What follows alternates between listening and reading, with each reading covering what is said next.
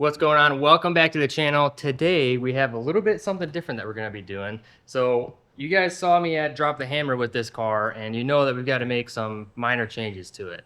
So before we do that, I want to take this thing out to lunch real quick since I'm on my lunch break picking this car up for my house. I go cruise around for a little bit so I can enjoy it as a street car. As a street car is meant to be enjoyed. So I got my camera guy Nate with me. We're going to get this thing out, get it started, super cold start, and go take it to lunch.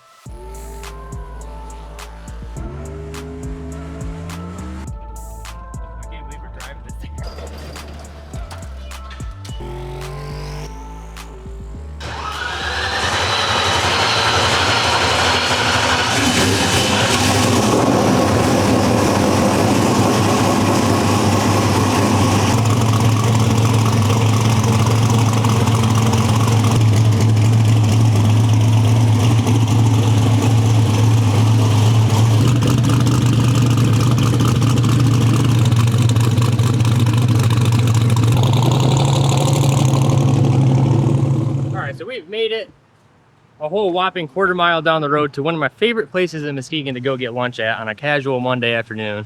We've got not one, but two race cars out. The old camera chase cars. Cannot forget. Cannot forget about that. It's like that meme. You ever see that meme where it's like one of these is a precision-built, crafted race car, the other is a Mustang? Yeah. That's what we're looking at right here between these two cars. So we're out here, we're gonna order up some Tony dogs and some cheeseburgers, and we'll go head back to the shop. Yeah, work the rest of the day, and then after work here, we'll start working on this thing. So let's get it going. Dude, lunch secured. Unfortunately, I totally forgot that this has onions on it, and I don't really mess with onions. But we're gonna give this burger a shot. Nate's got the exact same thing without mustard. Are you an onion guy? I'm an onion guy. You may drive a fast race car, but you can't do onions. I can't. I mean, I'll do like fried onions, but like onions on a burger, like onions alone, I don't know. I don't like it. Oh, man. Let's dig in.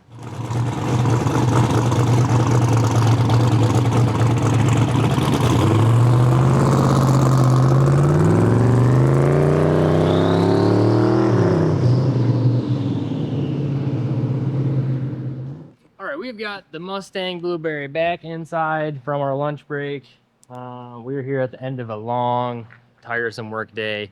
Let's go over all the stuff that we need to do to not only this car, but that red car in the background. Starting off up at the front, the major concern on this car that I need to be changing right now is the oil pan.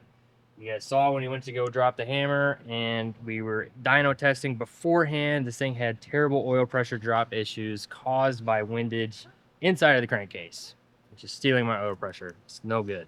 And then it just gets to a point at that RPM range where it gets some windage and it drops down here to, you know, below 50 PSI. The fix to that is we're going to put a new baffled oil pan, something really nice on it. I've heard from multiple sources that Steph's pans are the way to go for Windsor small block Fords. If somebody in the comments knows if that's true or not, or has better experiences with different oil pans, let me know, because I'll be open to suggestions. The other thing underneath the engine bay that I wanted to fix is this big goofy hose right here. That is my Valley crankcase hose that goes to this one right there. And then I've got my other valve cover breather hose that goes to this valve cover. This one's really fine. This one I just don't like how it's not matching all the rest of the stainless braided hose, and it's got this goofy little Y. So simple things like that need to touch up and fix. That's really pretty much it for the engine. Engine is freaking holding in there. Moving to the interior of the car, we've got some work to do. You can look and see in there, I've got a bunch of wires hanging down by where my blinker switch used to be. So I've got these ugly wires just sitting down there, all unorganized, taped together, because when we were at Drop the Hammer, I had to pull the dash out of it because unfortunately, like, my USB cord got snapped off in the ECU, so I have to get around that by getting into the ECU through the CAN connector. And to do that, I had to take the dash off to get up in there and fish the connector in. That's probably something that's not really going to be fixed, because the only way that you can fix that broken USB is to get a new ECU, realistically. And that's just not in the cards for me right now. So we're gonna rock it with the USB to CAN adapter. Other interior work, other than fixing my messy blinker wires I had to yank out, is this. No shut. In fact that I had to use this to keep it from popping open when I was going down the track. This, and I did use a ratchet strap, so I was at least somewhat safe. I wasn't just relying on this to keep my door shut. That, I think, is actually going to be an easy fix because I've broken the little plastic connector that goes to the actual prop rod that goes to the latch. I've broken that before, so I think I just need to get a new one, which just requires me to take this door card off with the rivets and that little bolt or nut down there. That should be pretty easy to fix. Other things, really need to get new belts for this car. I might even get new passenger seat belts because these ones expired in 2019. Not that we care about the passenger belts being intact, but the driver belts we do. And the driver belts, I was just barely able to skate by the skin of my teeth because these ones actually went bad. Let's see where the date's at. Yeah, the month of the race. So we were there at Drop the Hammer. Drop the Hammer was like June 1st, wasn't it? Yeah, May 31st. May 31st. So the belts were literally bad during the race. That's how close I was cutting it. So new belts, definitely for sure. Window net, definitely for sure. Because the window net, yeah, the window net's been bad. Maybe cut that out. Don't tell anyone. Don't tell anyone. Oh, you can leave it in. I don't care. The window net's been bad. This is all, honestly, small rant time. The SFI certs on stuff for belts being like, I don't know what they're like 2 or 3 years or something like that, is ridiculous because these belts are in brand new condition. I've only raced this car a handful of times and these belts are brand new. So why are you gonna make me buy belts every time that this little card expires, even though the belts are brand new? It's just stupid to me. Same with the window net. Like this window net, it's in brand new condition. And before we say, oh, well, you could just take them off, send them back to G-Force or send them to SFI, that costs money still. I can't remember how much it is, but I've talked to people who have done it before, and it's still like almost the cost of just getting new belts to send the stuff back and have it recerted. It's just a scam. I hate it. Anyways, rant over. Moving to the back of the car. Tires.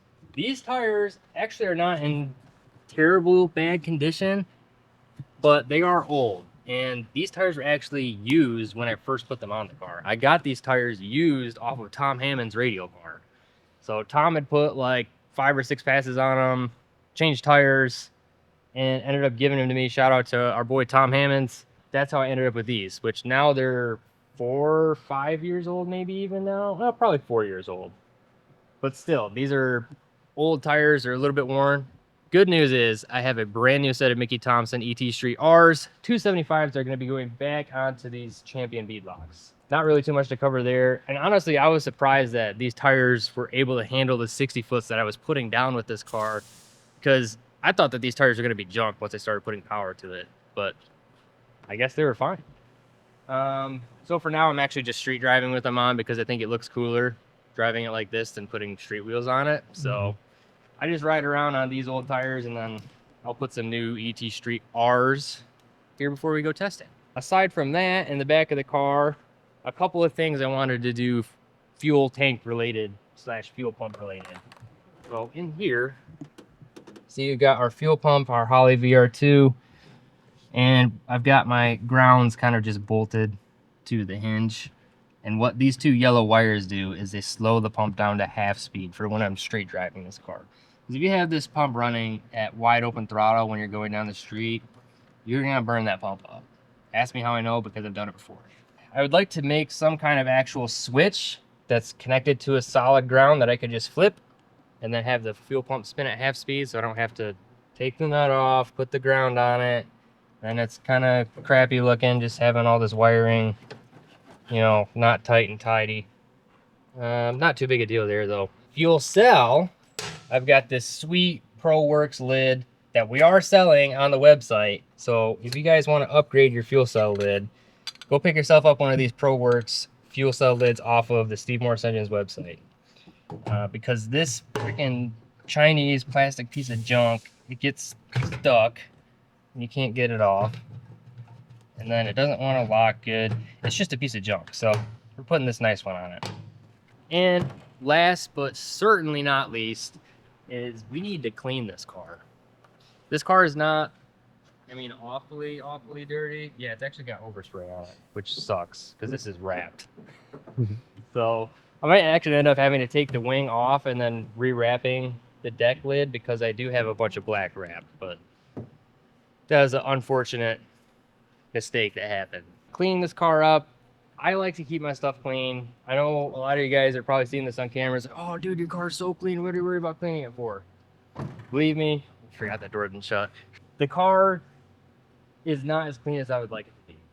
And part of driving this car, showing it on the channel, showing it on my dad's channel, taking it to races, is I'm representing Steve Morris Engines when I bring this car out, and I want it to look as good as it possibly can. Which brings me to my next point, which is I'm getting plastic surgery to make my face look better. No. Other kinds of body modifications. I want to do a fiberglass front bumper and front hood. Something really nice. I really did think about, and I'm still thinking about doing like a full carbon fiber front end for this car, like a one-piece front clip.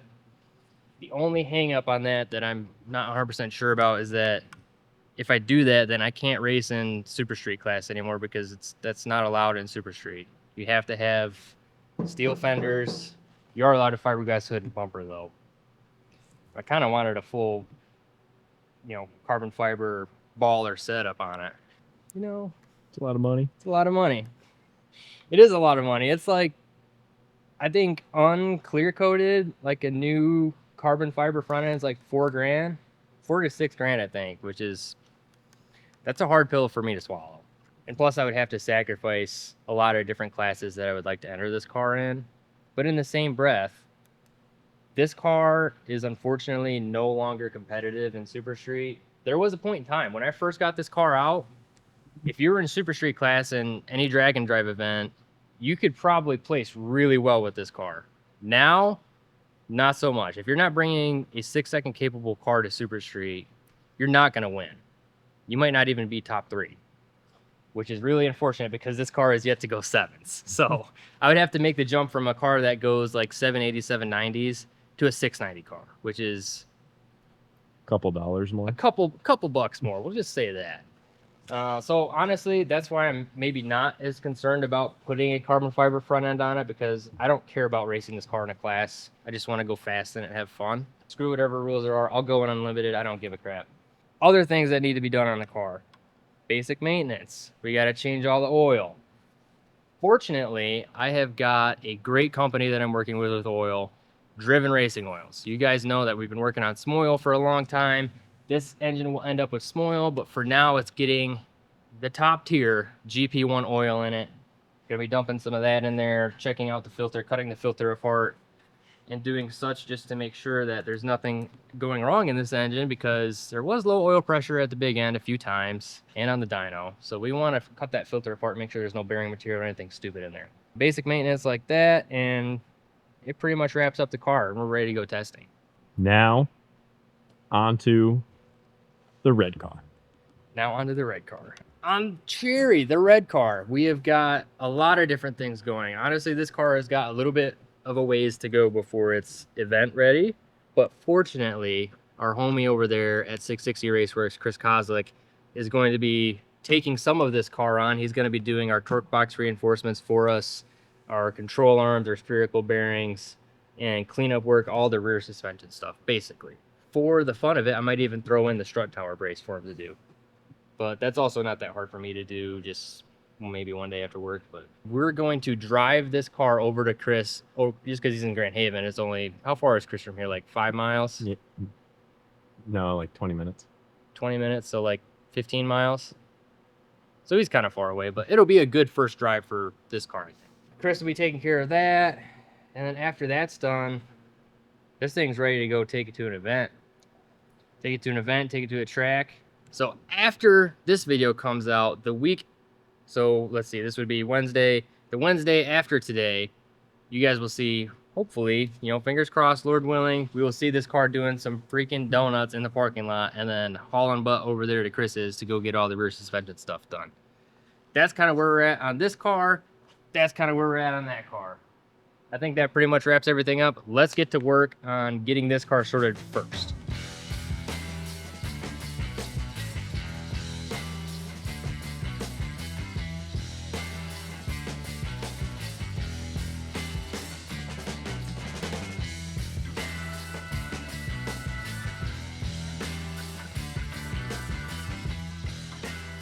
All right, so I decided to do the thing that bothered me the most about this thing right now, which is the passenger door not working.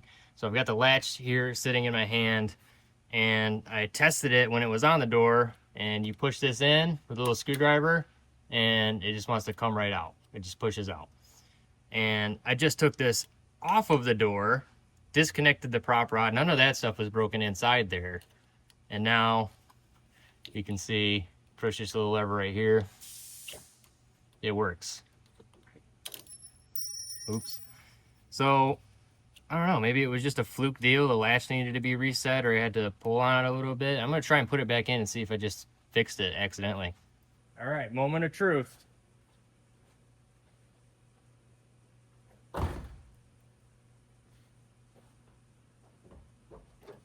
Just like it never even happened.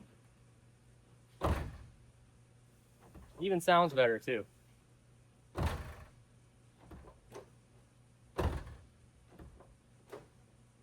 Sweet.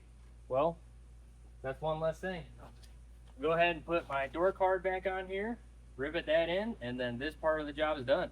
So one of the tools that I'm utilizing on this job is the Cleco.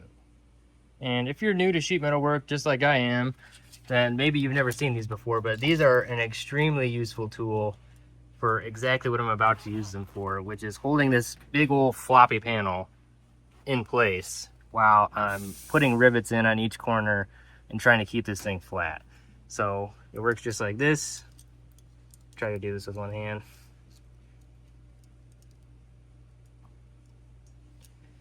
Get it in your pliers. See if the camera will focus. Get it in your pliers. You can see it expands and contracts. Just like a rivet, but temporary.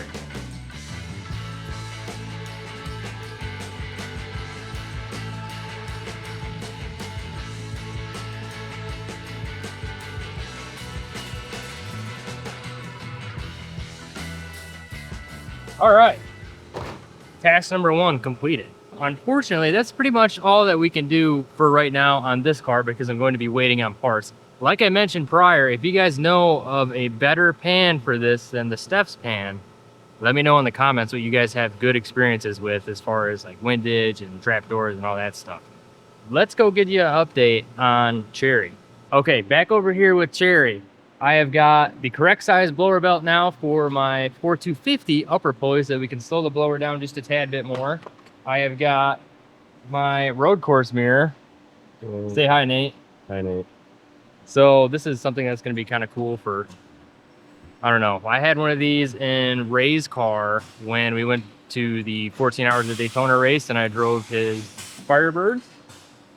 I really like these big, like wide angle mirrors so that you can see everything that's behind you. It makes it pretty nice. So I'm going to mount this up in there since I have it.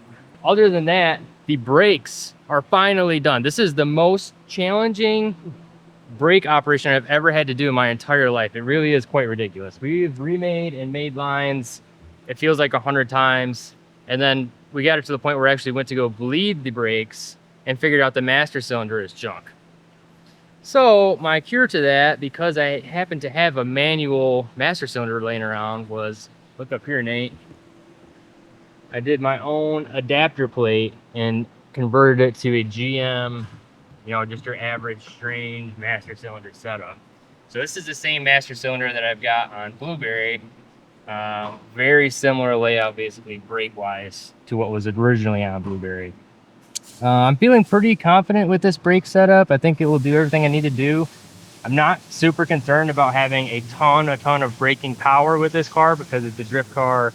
The brakes that are on it, it's not like I'm taking it to a road course to go race it. So these manual brakes will be 100% fine. The only thing that we are waiting on to get this car driving and hopefully drive it over to Chris's place is transmission fluid and gear oil, which will be coming from Driven. So look for that in next week's video because that's what the plan is. We're gonna dump some of that liquid gold Driven into this T5 to hopefully, I don't know, I'll have to talk to the Driven guys and see, but maybe the oil will help it live longer. I know that the T5 ultimately is gonna be the weak link of this entire project, so I'm trying to treat it as nice as I can. Same with the rear diff. So Driven fluid there, and of course we got GP1 in this right now. And that's about it, I'm thinking, for today, guys. Honestly, we've had a relatively unproductive couple of weeks, to be 100% frank, but it's all good. We got to put the farm has to come before the house. That's what my dad always used to tell me. So we got to work in order to provide for what we have. So that's just all about priorities, man. I'm Kyle. Thanks for watching the channel, and I'll see you next week, guys.